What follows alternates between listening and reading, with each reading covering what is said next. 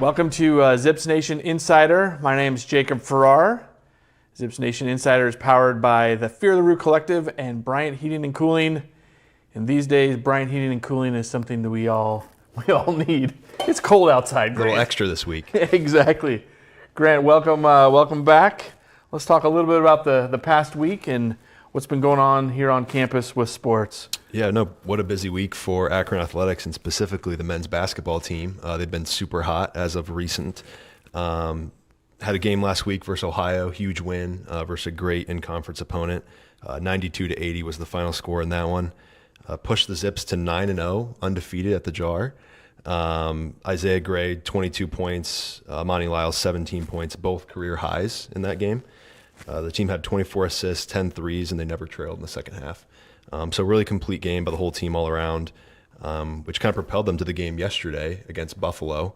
They just got back from a 90-58 victory there. So a huge win against the Buffalo.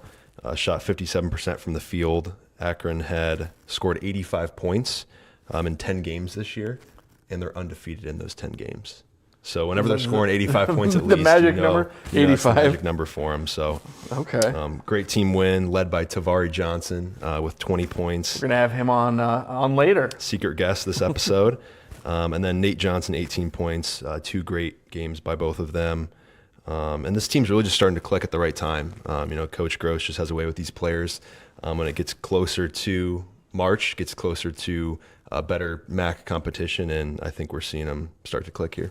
So a couple notes just from that Ohio game. You had Monty Lyles coming off the bench scoring 17, but propelled him to the MAC Player of the Week.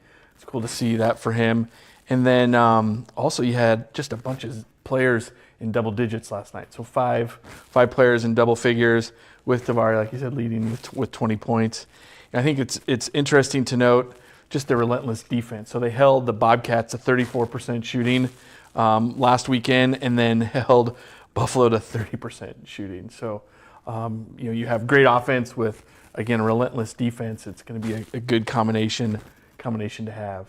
Yep. So two great wins there. Puts them at 13-5 on the year, 6-0, undefeated in conference play, leading up to a big matchup this weekend against the other undefeated team in the conference, the Miami Redhawks, also 6-0 in the conference. So that's going to be 2 p.m. at the Jar on Saturday. Transition to the women's basketball team. Cool. Yeah. Unfortunately, lost 2 in a row. Going a little skid right now. But I will say, though, they have not lost. So they've only lost 2 in a row, I think 3 times this season. So they've never gone into 3-0. So hopefully they'll be able to right the ship. Track record this season, they've been able to, again, stop those losses, consecutive losses. Not gone three losses in a row. So they play tonight. Still in the thick of it, 9-9 overall, 3-3 in conference. So still middle of the road in the standings. A lot of games left to get back on the right track. Huge games from Shelby Brown against Central Michigan, had a career high 20 points. And then Alexis Mobley versus Ball State led with 16. So great games for those ladies. And like you said, Miami tonight, 7 p.m. So a fun little note, we had a player, Ellen Kinnaird. She is a two-way athlete for the Zips. She was on the volleyball team and played on the basketball team. So she had her first 2 points as a Zips basketball player. That's awesome. Over the weekend. So again, our first, I guess the only, two-sport athlete on campus getting some points. So that's kind of cool to see her on over the weekend getting those buckets.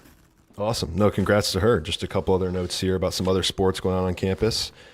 Swim and dive traveled to Buffalo and won that meet 181-118 this past week.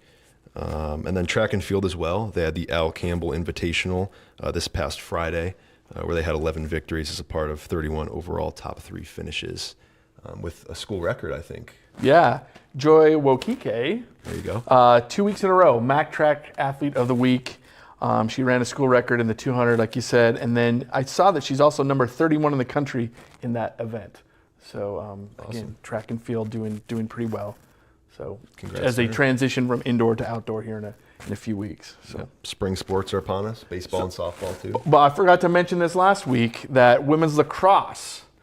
We talked about softball, we talked about baseball, but we can't forget lacrosse. Their season kicks off on the 8th of February with a number of weekend home games, I guess they call them, lacrosse games. They're not matches, they're not meets, but lacrosse games. So their first one, they host Duquesne here on February 8th. So we forgot about them last week. Yep. So we can't forget about women's lacrosse. Lots to look forward to next month with a few different sports starting up. So, yeah, awesome. Great week for Akron Athletics. And yeah, we got a big game on Saturday. Hopefully the jar will be packed to see the continued undefeated Akron ZIPS after play Miami. All right, thanks, Grant. Awesome. Appreciate you being Go on. Zips. Let's transition into our guest. Come on in, Tavari. How you doing? Good, how are you? Good. Welcome to ZIPS Nation Insider. We're excited to have you here. Our guests are courtesy of the Tire Source, the official sponsor of the Turnover Tire. So before we get into questions about you, let's talk little bit about that game last night. So you had 5 players in double figures, including yourself with 20, won by 32. So the question I have, and we've asked a couple guests, as a player, do you like these blowout games or do you like nail biters? Do you have a preference as to the type of game you're playing as a player? I know as a fan personally, I love the blowout because it just makes me a little bit more ease. But as a player, do you have a preference for those types of games? They both have like pros and cons to them, obviously. The nail biters are more adrenaline rush, so probably those are obviously a little bit more fun because it's like come down to the wire. Sure. Especially when it's more fun when you come on top, obviously. But blowouts, you can have fun, see other players that don't get to play as much play. So it's also good. Both are good, but probably nail biters. More excited, more adrenaline rush. The crowd's into it, Sure. Have a big moment. So yeah, I'd say that one. It's funny because we've asked that question to a number of guests, and I think all of the athletes have said the nail biters. But I think when we talk to fans, we like the blowouts. Mm-hmm. But you as athletes like those, and again, that says something about that kind of that athlete's mentality of wanting to take over and get those close wins. So, all right, let's jump into your background. So from Chicago, the Chicago area. So talk a little bit about how you came to Akron. How were you recruited? That recruiting process. What brought you to the Zips? I was recruited through Y&R, my AAU team that I played for my junior senior year with Stan and Julie Boateng.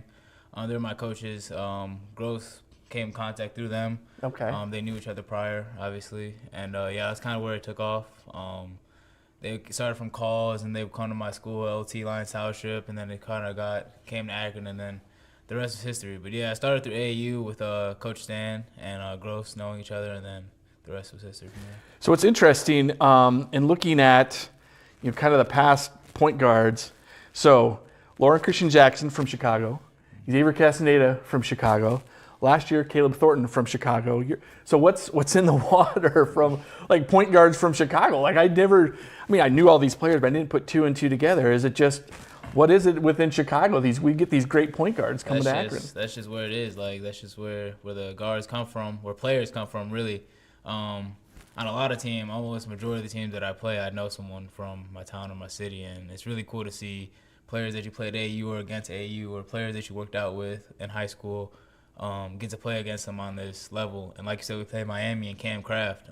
He's also from Chicago. From Chicago. And I used to work out with him, play with him all the time. So it's cool to see each other on at the high level and playing against each other at this level. It's just kind of cool, that pipeline, I guess, of maybe these connections that the coaches have. But it was just interesting to kind of look back and see, that again, that I don't know, that trend of getting these point guards coming from from where you're from and from Chicago. So you had a great success in high school. How did that transition? How was that transition from playing high school ball? I mean, you started right off the bat. You came and you played your freshman year. How was that transition for you as a player?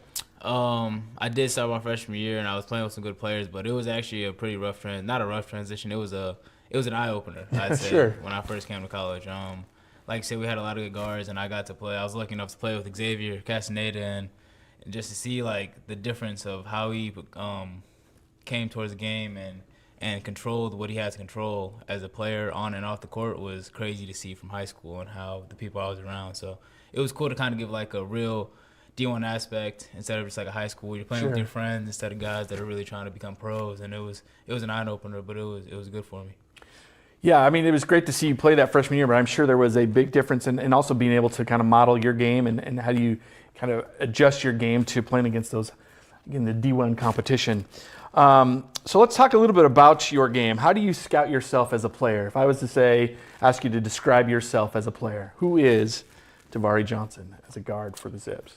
I'm just someone that makes things happen, I'd say. Makes plays for my team, makes everybody better, wins, and yeah, that's really how I describe myself as someone on this team. Got it. So your role is to, again, in true point guard fashion, to make the other players successful. Yeah. But you know what's interesting though, in looking at your game this season, so you went from 4.1 points per game. You've already nearly 12. So you've also gotten better as the team has gotten better around you. That's kind of a cool. It's not just you're not sacrificing anything, but we'll talk a little bit about that in a second. But also, I wanted to kind of focus back on Chicago. So growing up in Chicago, you know, there's a lot of, we talked about, you know, the point guards that come to the Zips, but there's also a lot of great players from Chicago. Who was kind of your role model? Who did you look up to growing up, either at the professional or kids that, you know, players that grew up in the Chicago? Who did you kind of model your game after as a kid growing up? As a kid, there was a lot of, like I said, there's a lot of players, a lot of guys that are in the league, like Taylor Tucker, he's in the league. I knew about Xavier before college. Obviously, you know, Derrick Rose and the guys like that. But I wouldn't say I really like to model my game after anyone. Got it. When I was growing up, like I said, I was in Chicago, but I lived in the Grange Park. I was in the Chicago area. Mm-hmm. I lived in the Grange Park, and the guys that I looked up to were guys that were like went to LT, like Tyree Shines and those type of guys, Mike Niedermeyer. It was a lot of older guys that I looked up to from different areas, from defense to offense that I looked up to from my hometown. Sure. That I try to model my game, but I really wouldn't try to play like anyone else, I'd say, when I was coming up. But got it. obviously, being in Chicago, there was a lot of guys that I played against and got to work out with that Sure, helped my game a lot. Sure. Okay. All right. Let's talk about before we get into this season. Let's talk a little bit about last season as we transition. So, last season, like I mentioned, averaging about just over 4 points a game. You appeared in all the games, but started in 6. Did you accomplish the goals you wanted? How did last season go for you? And then kind of transition the off season. Working on what aspect of your game? Last season for me was great. I love last season. We won the championship, obviously. I played with a great group of guys. All the older guys that were on my team went pro. So it was really a great year to learn and for me to get better. And obviously I have gotten a lot better from last year. So last year was really a blessing from being able to play with those caliber guys, having those type of seniors around me that were all pushing, playing hard, practicing hard, doing the right things off the court, recovery, and just being able to see that as a young kid. Obviously, it's going to help you when you get older and are at this stage. So it's been a blessing to be able to play with those guys older. So that's what I say. More off the court things than on the court. Obviously, like I have 4.1. I wasn't like playing a lot consistently last year, but man, what I learned from those guys is something that was more than I could ever learn playing every game. Got it. So it wasn't just on the court, but it's also off the court stuff, comportment, how you act as a player, team leadership, probably stuff like that you learned from those guys. All right, so one of the big challenges I think going into this season was just the amount of new players. 9 new players. We talked with Coach Gross. We had Nate a couple weeks ago. Did you guys have name tags everyone wore just to kind of be able to know who? I mean, there's 9 new players. How was the team able to gel and really kind of develop that chemistry with all the new faces? Man, I'd say it really started in the summer. Practicing every day, going against each other every day, and then we'd play pickup with each other. So we try to really just play as much basketball together as possible, and not only that, just hang out together. We do Wacky Wednesdays in the summer. What's Wacky Wednesday? Now you piqued our interest. What's Wacky Wednesday? It's like every Wednesday we do a different activity. Okay. Like we play dodgeball. Kickball. Got it. We went paintballing. So it's a bunch of activities that we do on Wednesday that really helped us gel and become closer as individuals and not just teammates. And then obviously just the practicing and playing together and all that helped us gel together on the court. So, I mean, right off the bat, could you see, again, the season's been going great. Could you see that potential even during the summer of being able to play as a team? Yeah, absolutely. You could definitely see it during the summer. Not just us being able to play as a team, but you could see how good that the new players were coming in and how they all would bring value to this team. So that was also good to see in the summer, knowing that, like, we're going to be good because these guys can all play and they're all going to bring. You see coaches playing when you brought the guys, and it was something really cool to see. Got it. So that you could see kind of the manifestation of all the work that went into the offseason to find these guys.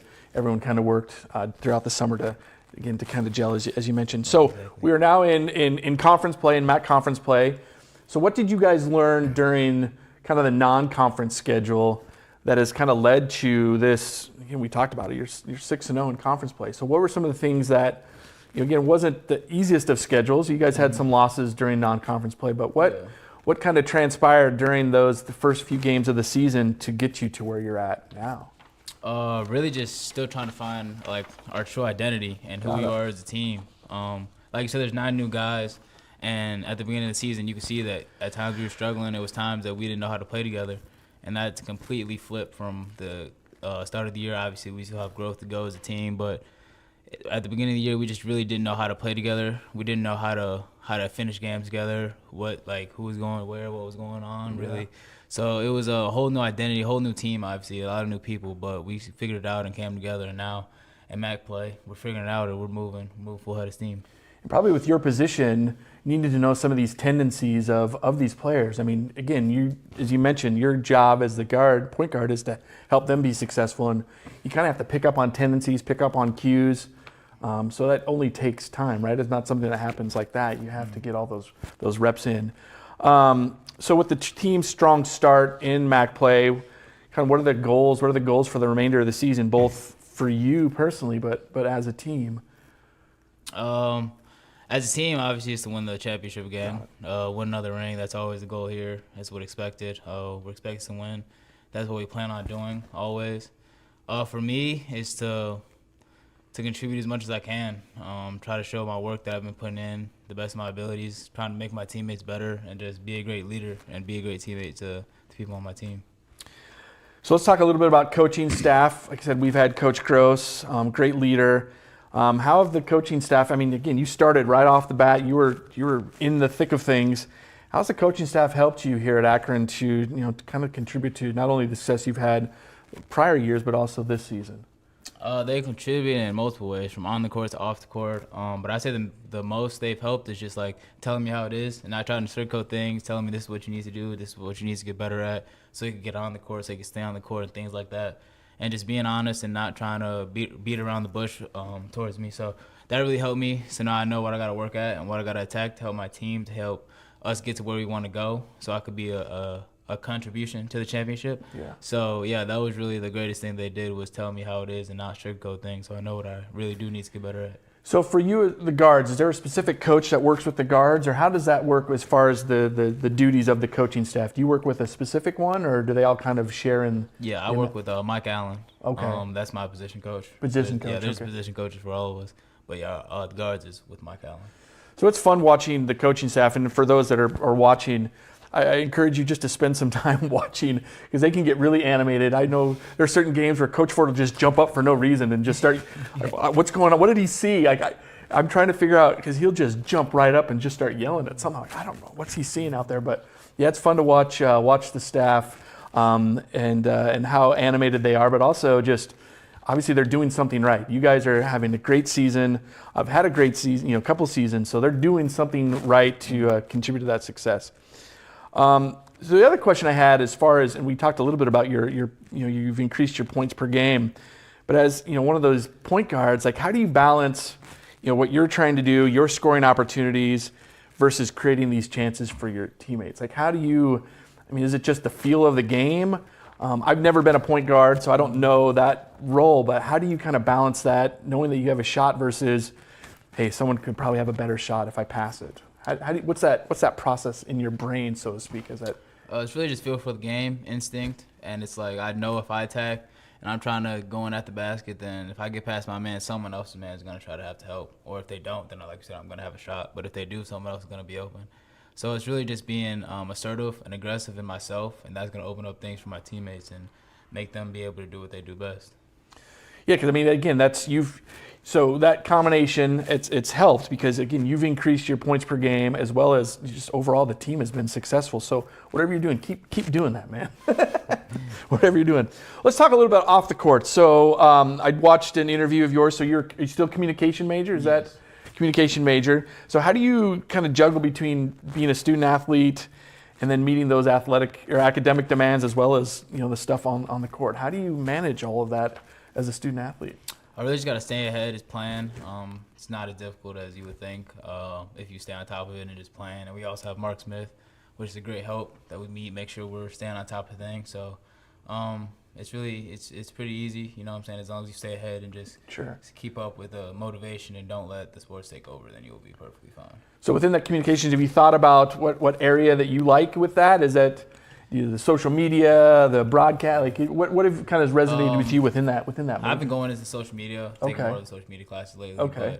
But nothing set in stone yet. Okay. Still in just roaming kind of, but more I've been going towards social media. So how has that kind of translated into these age of athletes as influencers? Have you tried to do some of those things with your social media to help? No, I'm not a big. That's not your priority. No, not with the big on social media and things like that. But it's definitely fun to watch and definitely fun to see on the phone and things. Okay, so fan support. Let's talk a little bit about the support we get from ZIPS Nation. Obviously, this podcast is around.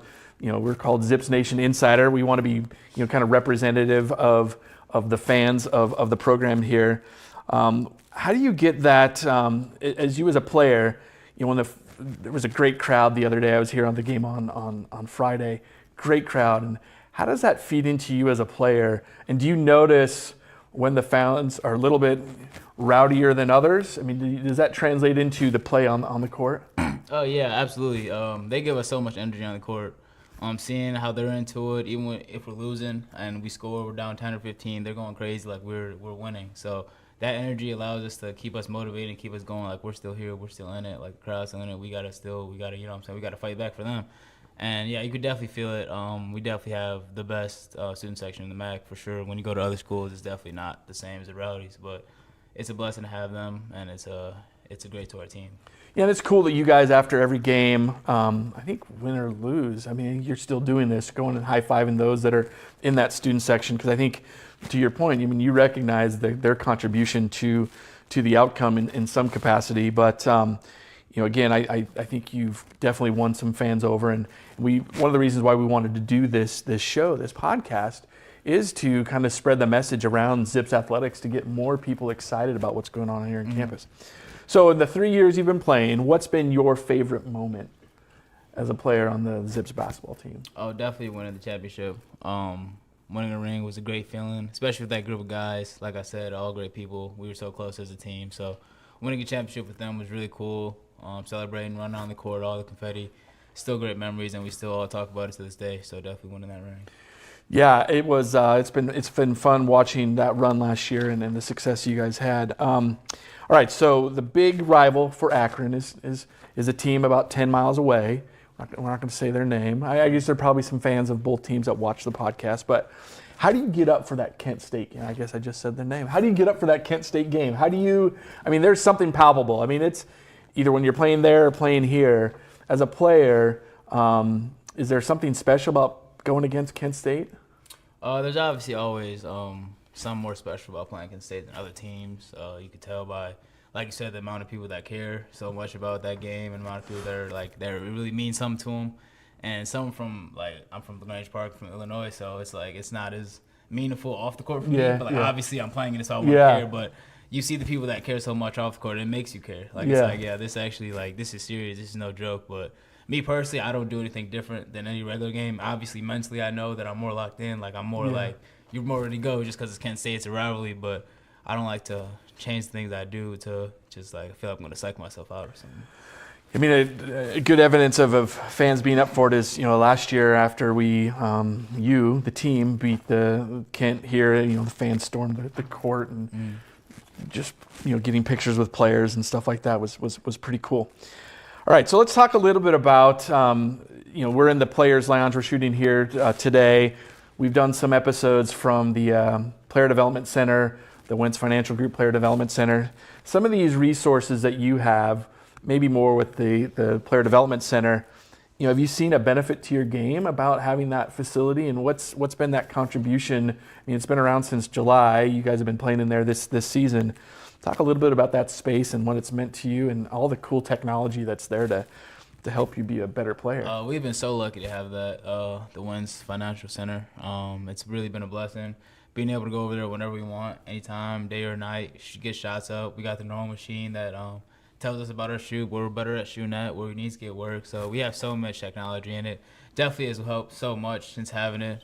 We've really been lucky from being in the jar. Sometimes obviously there's other sports, different seasons, so you got to share the gym sometimes. So not having to share a gym anymore and being able to go over there whenever we want it's been great.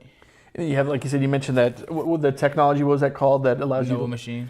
Yeah, and then trying to make sure it was in the green, right? You want your shots to be in the green. Yeah, green is going in, red is like you missed. All right, let's talk a little bit about, we like to talk with this about a lot of players that come on, or athletes, even coaches. We've talked about pregame superstitions or rituals. Is there something that you have to do or wear or eat or whatever that is before a game to help contribute? Again, this is all mental. I don't know. Yeah. Is there anything, do you have any of those that? No, I don't think I have. Listen to a specific music, specific song, wear your socks a certain way? It really just depends on the mood, really. Like, I don't really have anything that I do, like a superstition or anything that I have to do before the game. I really just got to mentally prepare, mentally lock in, and I do that pretty well just by living my day-to-day life. So. Got it. So you're ready to go anytime. Yeah, it's not like I need to do something before. Got it. Yeah, there's been some interesting, not every athlete that we've had has these superstitions, but those that have, they've been pretty elaborate. Having to wear the specific socks a certain way, or even having the same meal from week to week to week. Really? I think Nate, when he was here, how his preparation, he takes a shower at a certain point, and that kind of gets him into the game. But none of that. So you're ready to go all the time. Tavari, you're in the zone. You're ready to get going. All right. So another question that we like to ask our guests, and now this one's interesting because you're the first player we've had from Chicago. So we like to ask about hometown pizza. But before I get into your place, then there's the Chicago deep dish or that tavern style. Do you have a preference for that? And then what is your favorite? Do you have a favorite hometown pizza there in Grange that you would go to growing up, or as? I love Papa John's pizza. Papa John's pizza is my favorite pizza. We do have a lot of pizza spots, but I'm a big Papa John's guy. I'm not gonna lie. And Papa John's a sponsor, so we're happy with you saying that. But what's your go-to order? What's your favorite pizza? It's a pepperoni pizza. Pepperoni pizza from Papa John's. I'm a simple eater, There you go. That's really just it. Just Papa John's pizza, really. Papa John's pizza. All right, so our next section is the rapid fire. Let me grab my phone here. I got the rapid fire questions and the rapid fire segment. Let me bring these up here. All right, rapid fire segment is powered by 330 To Go, Northeast Ohio's hottest and fastest growing news and entertainment media network. All right, guilty pleasure junk food. What's your favorite junk food? Airheads. Airheads. All right. Favorite guilty pleasure TV? A show called Martin. Martin. Yeah. Yeah. Okay. Who's the best dancer on the team? Either Nate or Seth. Nate or Seth. Nate said it was him last time. Nate or Seth. All right. How did you choose your number? I have 5 people in my family. 5 people in your family. Have you always worn number 5? No. No. Okay. But for basketball, yeah. For 5. Oh, did you play other sports? What other sports did you play? I played a lot. I played baseball, football, soccer, and I played volleyball. All right. Favorite emoji that you use in text messaging? The laughing emoji. Laughing emoji? Yeah. All right. Final rapid fire question. What's your hardest workout activity doing drills in basketball? Your least favorite? Least favorite? We got this drill called the chill drill. And it's like you just dribble in a square and shoot layup back at the same basket. But it's just you got to do moves every. It's not a lot. It doesn't sound like a lot, but when you're doing it, it's really tiring for some reason. Is it typically at the end of practice, middle of practice? No, it's the beginning of practice. Beginning of practice. Yeah. I don't know why it gets me so tired, but whenever we do that drill, I'm exhausted. So it's called the chill drill. Yeah, it's called the chill. And is that just something you did since you've been here, or is that what you did in high school? I've been here. So that's part of the chill drill. My all-time like least favorite. Yeah. Probably. I did this thing called tens in high school where you had to touch baseline 10 times in 52 seconds, and that was definitely like I was always barely making that like when we were doing that in high school. That was definitely my least favorite. What was it called? Time. It's just called tens. Tens? Yeah, 10 All right. touches in 52 seconds. So tens and then the chill drill here. Well, I thank you. Last question. So we have a big game on Saturday versus Miami. There is going to be an undefeated team. Obviously, we're thinking it's going to be the Zips. So with why should fans come to the game? Here we got people that are watching. We get a lot of viewers. Why should people come to the game? And then why should fans be excited about this year's team? You should come to the game because, we always put on a good show for you guys. We always try our best. Always try to win. As you see, you've been undefeated at the jar. We need you guys' help to keep defending the jar, stay undefeated at the jar. We need you guys' energy and rowdiness at the game so we can stay undefeated at the jar. And what was the last part of that? Why should be excited just about this team in Why general? should be excited? It's Akron basketball. What's not to be excited about? We're always winning. We're always trying to stay on top. Always attacking, so we need you guys behind us on the way. All right, cool. Thank you, Tavari. I really appreciate you being on the show. Thank you for taking the time. I know you guys got in at 1:30 in the morning last night from Buffalo. Yeah. So appreciate you being here, and go Zips on Saturday. So thank you.